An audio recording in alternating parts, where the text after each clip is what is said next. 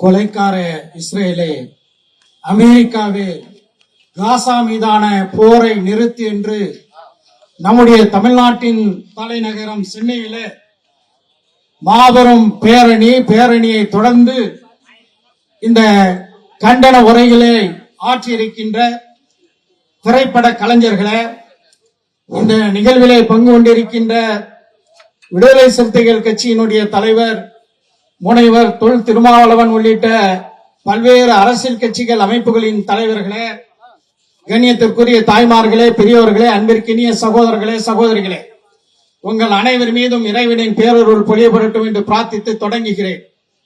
காசாவிலே குண்டுமலையை எதிர்நோக்கி இஸ்ரேல் என்ற பயங்கரவாத நாடு, அந்த நாட்டுக்கு உறுதுணையாக இருக்கக்கூடிய அமெரிக்காவை எதிர்த்து பாலஸ்தீன மக்கள் துணிந்து நிற்கின்றார்கள். அவர்களுக்கு ஆதரவாக நிற்கக்கூடிய நாம் இங்கே கடும் மழை பொழிந்தாலும் இந்த கூட்டம் முடியும் வரை நிற்போம் என்ற உறுதியை முதலிலே எடுக்க வேண்டும். அன்பார்ந்த சொந்தங்களே, ஏராளமாக பேச வேண்டியது இருக்கின்றது. ஆனால் நேரம் குறுகியதாக இருக்கின்றது.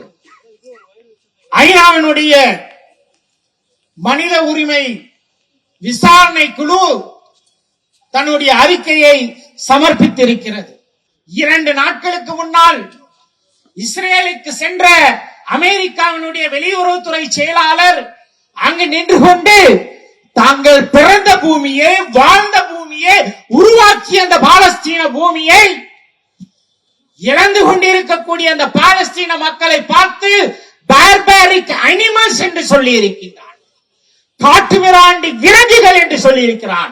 We declare from this platform, America, you are the barbaric animal of the world. இந்த மேடையில் இந்த பிரகடனப்படுத்துகின்றோம். மனித இனத்தினுடைய அனைத்து பண்புகளையும் இழந்து கொத்து கொத்தாக பாலஸ்தீன மக்களை கொண்டு குவிக்கக்கூடிய அமெரிக்காவே, நீந்தான் காட்டுமிராண்டி விலங்கு. அந்த விலங்கை அழிக்கக்கூடிய, ஒழிக்கக்கூடிய ஒரு நாள் வரும். அதற்கு அடையாளமாகத்தான் இங்கே வெறும் முஸ்லிம்கள் மட்டுமல்ல, Palestine is not a question of simply Muslims. முஸ்லிம்களுடைய, அரபுகளுடைய பிரச்சனைகள் அல்ல, மனித நேயத்தையும் மனிதாபிமானத்தையும் தங்களுடைய உள்ளத்தில் வைத்திருக்கின்ற அனைவர்களுடைய பிரச்சனை என்பதை எடுத்து காட்டக்கூடிய வகையிலே பெரியாரிய உணர்வாளர்கள் கூட்டமைப்பு உலகுக்கு பிரகடனப்படுத்தியிருக்கிறது. பெரியார் இழந்து நிற்கிறார். பெரியாருடைய இந்த தனி அமெரிக்காவினுடைய ஆதிக்கத்தையும் இஸ்ரேலுடைய பயங்கரவாதத்தையும் நிச்சயம் வெட்டி சாய்க்கும் என்று சொல்லி விடைபெறுகின்றன.